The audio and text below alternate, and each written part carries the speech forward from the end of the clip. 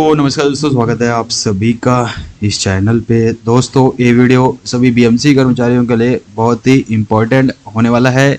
जी हाँ दोस्तों, इस वीडियो के मदद से हम लोग जानेंगे कि DC1 की जो स्लिप आती है और जो पीएफ की स्लिप आती है उसमें क्या डिफरेंट है। जी हाँ दोस्तों, जो ओल्ड पेंशन स्कीम वाले हैं यानी कि 5 मई 2008 के पहले वाले, उनको पीएफ की स्लिप मिलती है, और जो 5 मई 2008 के बाद जिनका अपॉइंटमेंट हुआ है तो उनको DC1 की स्लिप मिलती है। जी हाँ दोस्तों, पीएफ स्लिप और DC1 स्लिप में डिफरेंट क्या है, उसमें क्या अंतर है, तो पूरी जानकारी हम लोग इस वीडियो में जानेंगे। तो आप इस चैनल को सब्सक्राइब जरूर कर लीजिए, वीडियो को अपनी तरफ से लाइक और शेयर जरूर कीजिए। तो दोस्तों, जैसे कि आप अपनी स्क्रीन पे देख रहे हैं कि ये जो स्लिप आपको दिखाई दे रही है वो ओल्ड पेंशन स्कीम वाले की स्लिप है, यानी कि ये पीएफ स्लिप है। पीएफ स्लिप में क्या होता है कि जो आपकी बेसिक पे होती है उसमें से आप कितनी भी कटौती करा सकते हैं। 10%, 20%, 25%, 50% भी कटौती आप करा सकते हैं, और उसको सेव करके आप जब रिटायर होंगे तो आपको ये प्रोवाइड पूरा का पूरा पैसा कर दिया जाएगा। क्योंकि इसमें जो होता है आपका ही ओन कंट्रीब्यूशन होता है, आपका ही कंट्रीब्यूशन होता है, बीएमसी इसके ऊपर कंट्रीब्यूट नहीं करती है। तो दोस्तों, आप जितना भी कटाएंगे तो आपको जो है रिटायरमेंट के समय आपको मिल जाएगा। इसमें से आपको केवल बेसिक पे में से ही आपको कटाना पड़ता है, इसमें डीए इंक्लूड नहीं होता है। और इसके ऊपर जो है जो गवर्नमेंट है वो ब्याज देती है, वो ब्याज भी आपको एक साथ मिलता है। जैसे कि आप अपनी स्क्रीन पे देख पा रहे हो कि यहाँ पे इनका हर महीने का मंथली कंट्रीब्यूशन है जो कर्मचारी हैं उनका, और यहाँ पे बीएमसी उनको कुछ नहीं देती है, उनका कंट्रीब्यूशन होता है, और जितना भी कंट्रीब्यूशन होता है उनका ही होता है। उसके बाद जो है इंटरेस्ट उनको इसके ऊपर मिलता है। तो दोनों जोड़ के आपको एक साथ जितना भी अमाउंट होगा वो आपको रिटायरमेंट के समय दे दिया जाएगा, इसमें से कोई भी कटौती नहीं की जाएगी। अब दोस्तों बात कर लेते हैं DC1 के जो एम्प्लॉई हैं। तो DC1 के जितने भी एम्प्लॉई हैं तो उनका बेसिक पे और डीए को जोड़ के जो है 10% अमाउंट करता है। हर महीने 10% अमाउंट बेसिक पे और डीए को जोड़ के करता है।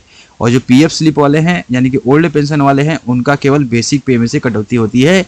लेकिन DC1 के जो एम्प्लॉई हैं तो उनका बेसिक पे और डीए दोनों को ऐड करके 10% उसका काटा जाता है, और उतना ही एम्प्लॉयर का कंट्रीब्यूशन होता है। जी हाँ, तो जितना एम्प्लॉय का कंट्रीब्यूशन होता है उतना, मतलब कि अब तो 14% हो गया है, यानी कि अब 14% के हिसाब से बीएमसी आपको देने वाली है। यानी कि इसमें जो कंट्रीब्यूशन होगा वो आपका भी होगा और बीएमसी का भी होगा, और इसके साथ ही साथ आपको ब्याज भी दिया जाएगा। इंटरेस्ट जो रहता है वो DC1 एम्प्लॉय को भी दिया जाता है।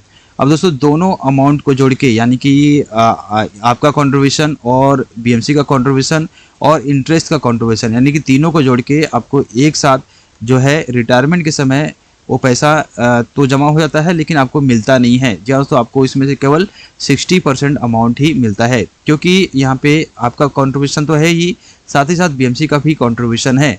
तो ऐसे में दोस्तों आपको पूरा का पूरा अमाउंट नहीं मिलता है, 60% अमाउंट ही आपको दिया जाता है, और 40% जो अमाउंट बचेगा उसके ऊपर आपको पेंशन प्रोवाइड किया जाता है। तो दोस्तों, जो पीएफ के एम्प्लॉई हैं यानी कि पहले वाले ओल्ड पेंशन स्कीम के एम्प्लॉई हैं, तो उनका पूरा कंट्रीब्यूशन जो होता है, उस जो इकट्ठा पैसा होता है वो पूरा दे दिया जाता है, उसमें से कोई भी कटौती नहीं होती है, पूरा का पूरा अमाउंट उनको मिल जाता है। लेकिन जो DC1 के एम्प्लॉई हैं उनको पूरा नहीं मिलता है, केवल 60% अमाउंट ही दिया जाता है, क्योंकि इसमें आपका खुद का कंट्रीब्यूशन होता है 10% और बीएमसी का भी कंट्रीब्यूशन होता है। तो दोस्तों, और इसमें अंतर है कि बेसिक पे और डीए को जोड़ के 10% कटता है DC1 में, और जो पीएफ स्लिप है पीएफ में केवल बेसिक को ही ऐड किया जाता है और डीए को उसमें ऐड नहीं किया जाता है। तो दोस्तों, नॉर्मली आपको समझ में आ गया कि क्या डिफरेंट है पीएफ स्लिप यानी कि ओल्ड पेंशन स्कीम वाले जो हैं उनके पीएफ स्लिप में, और आपके DC1 के जो एम्प्लॉई हैं उनके पीएफ स्लिप में। तो दोस्तों, उम्मीद करता हूं कि जानकारी आपके लिए उपयोगी होगी। तो इस वीडियो को लाइक अभी से कर दीजिए, चैनल को सब्सक्राइब नहीं किया है तो चैनल को भी फ्री में सब्सक्राइब जरूर कर लीजिए।